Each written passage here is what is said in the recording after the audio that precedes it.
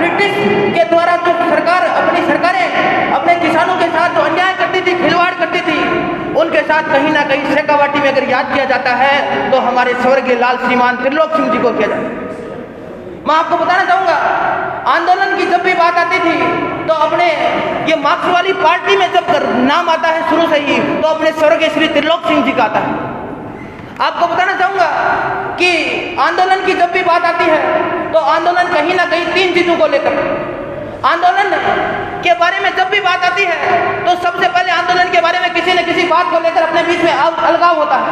वो अलगाव की भावना सबसे पहले इसने जागृत करी मार्क्सवादी पार्टी में, तो त्रिलोक सिंह जी का अहम योगदान रहा है।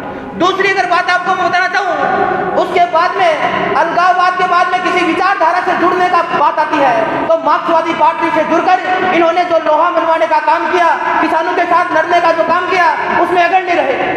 तीसरा काम, लड़ने के साथ साथ सड़कों पे उतरना। अगर कहीं पर भी किसानों के साथ अन्याय की बात आई, किसानों के विरोध की बात आई तो सबसे पहले आगे बढ़कर इन्होंने काम किया।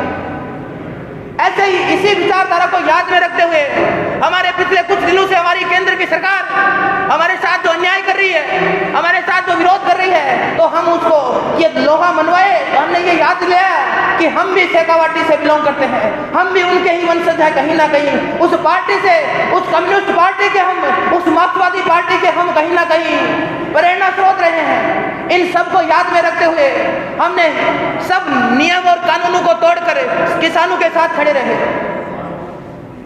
आपको बताना चाहूंगा, अगर जब भी बात आती है, जब भी बात किसानों की आती है, जब भी बात किसानों की आती है तो हमारे जो प्राचीन समय के जो अपने जो अग्रणी रहे हैं, जो आंदोलन में सक्रिय भूमिका रही, उनमें उन सबको याद किया जाता है।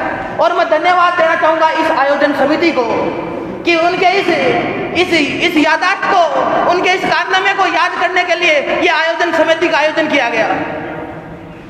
बहुत बहुत धन्यवाद। इनकलाब जिंदाबाद। जय जवान जय किसान।